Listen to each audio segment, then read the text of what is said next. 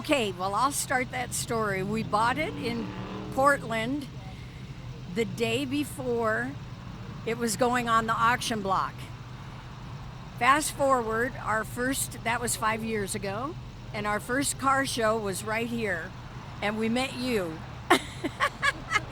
And in that time, and especially in the last year, my husband's done a lot of work on it, and we've traveled around the country and put it in car shows.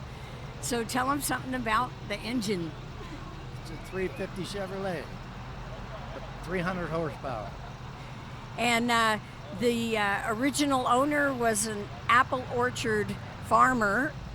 And this is one of those stories you see on TV. It was put in a barn after he put 38 miles on it, and put it in a barn and left it there, and then sold it to a gentleman named Don Miller who lives in Eugene, Oregon.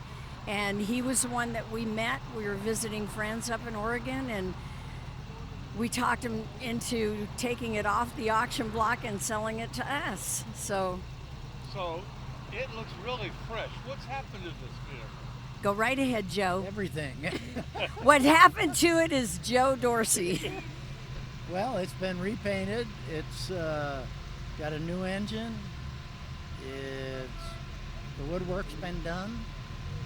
When we bought it, it was, it had steel stakes in the back for the wood. We took all that out. And that's about it. Well, with the interior had been repainted and the seats recovered and new carpet. But it's done now. What color red is that? This is called Mitsubishi Red.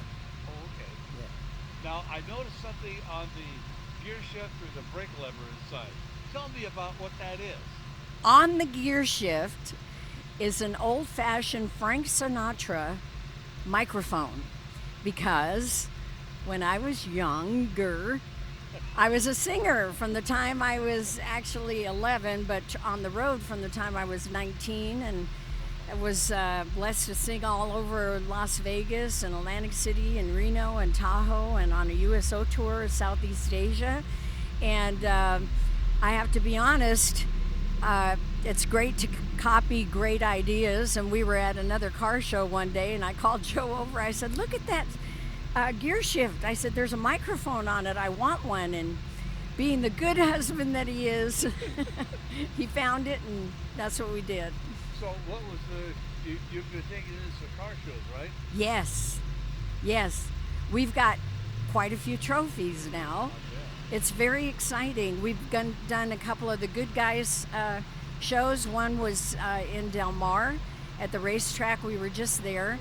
And then we did one in the summer. This summer we went to Spokane, Washington, and we got an Excellence Award. And we were able to show it in the showroom, in the building rather than outside. So that was an honor. It's just so much fun because everybody at these shows is so happy. They all respect everybody else's work on their cars and vehicles, and it's just a great place to be. Very good. So any other plans for your truck? Deadwood. Well, we're going to Deadwood next year, and we're going to Logan, Utah, and then we may go to Coeur d'Alene again to their show, and we're going up into Canada. And look around up there and see if there's any shows we can go to up there. We'll try to hit 5-6 a year, the big ones. And Joe's retired, and that's how I was so casual about every time he'd do something great to the truck, I'd say, one more thing. And the list finally got checked off, and he's retired. I still work at Ellis Island for 32 years, and Gary Ellis is very gracious and gives us the time to travel around and do this big dream that we had.